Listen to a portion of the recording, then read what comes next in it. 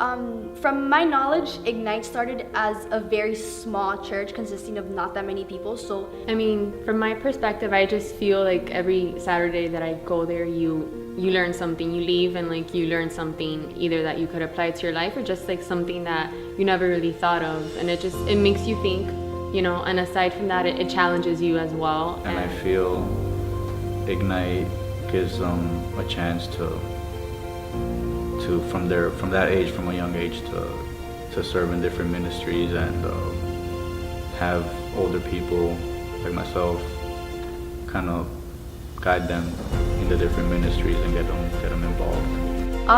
I would go to a Spanish-speaking church with my grandmother, and I didn't really understand what was going on because I was really small at that age, and then I drifted away from the church, and then around 3 years ago I started to get back into it. So, Ignite is a church that welcomes walk-ins, so you don't need to be religious. You can believe in something else, but we're gonna still accept you and welcome you with open arms, and we're gonna hug you, Hispanic kisses and everything. We want you to feel welcome, and we don't want to disregard anyone. We want everyone to feel invited. So the leaders definitely give me freedom, and for me being such a young age and not being exposed to like the Jesus world, I guess you would say, I'm kind of going in blind at times, so they kind of guide me, but it's not like you need to do this, you need to do that. They give me like the general idea of it, and then I can branch out from there as long as I'm still getting the idea to everyone else. So for example, I've had the privilege to teach the youth seminars, I guess you could say, and it's easy because I can relate to the kids because I'm in their same age group. So I can use examples from like the real world and stuff that we experience at school and stuff like that. So I've been able to really like get the message across, and if anything, I can go to the people who oversee it and I can ask them questions and they'll answer without a problem. So I think it's a good place for younger kids to be a part of something special where they can actually be part of it and not just come with their parents or be spectators. Not to sound cliche, even though it is a cliche, I'm not a fan of cliches, but you could go as you are, and you don't feel, at least you never feel judged. At least I don't. So it's pretty cool. Think in how to handle different personalities in the group. Even though they're my friends, they're all musicians, they all have how they want to do stuff, and it's challenging. And I've gone to our pastor to help me with that, and he would know how to deal with just different personalities. And I'm shy when it comes to, hey, I want to do this or whatnot, but Pastor Kendall actually, just because of my background in communications, he just told me, hey, here, do the newsletter. So I feel like the best way to reach to some people, like you can't wait for people to go up to you and be like, oh, I want to do this. Like, yes, there's people that are like that will go up to you, but there's people that are like, no, I'm too like nervous, I'm too shy, I don't want to like, go up to someone and tell them I want to take charge of something.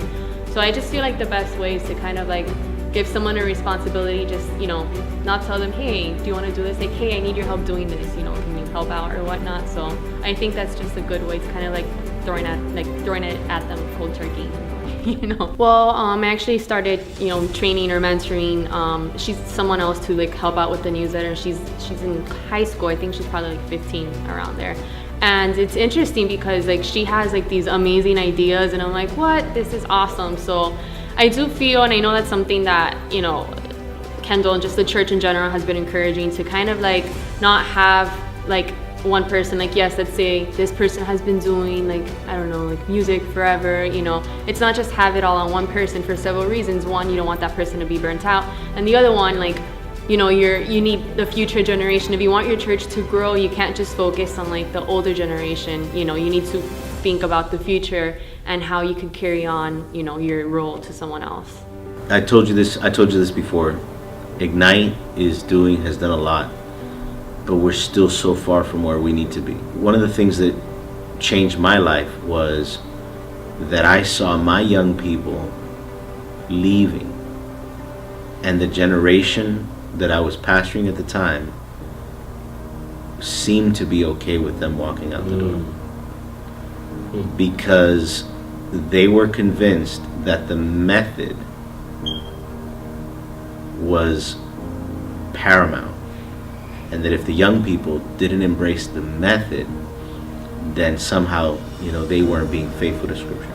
I came home and I told my wife, I still remember where I was, and I said, I can't do this anymore. And she said, what do you mean? I said, I cannot continue to preach the sermons I've been preaching and see my young people walk out the door. I can't. And I knew God was doing something in my heart. And sure enough, he's opened doors for me to step outside of traditional ministry into innovative ministry. And he's opened the doors. And the fruit is there. So what I would say is this. This is what I would challenge every leader to consider. If it's not illegal or immoral or fattening, we should try it. Okay? Whatever we're doing right now, in 40 years, probably is not going to be relevant to the current culture in 40, 50 years. And we have to be willing to adopt whatever methodology to reach the lost and to save these young people. And they have the ability, they have the creativity, they have the willingness. If we would just turn it over. It's like what Lafi was saying. It's not about replacing the older generation. It's about the older generation embracing a coach, mentor role. So now I'm going to stand beside you. We haven't replaced you. You are indispensable. Your role has to shift now. You're no longer the star player. Now you're the coach, the sage, the person who needs to give the advice and the direction. So, this is what we need to do.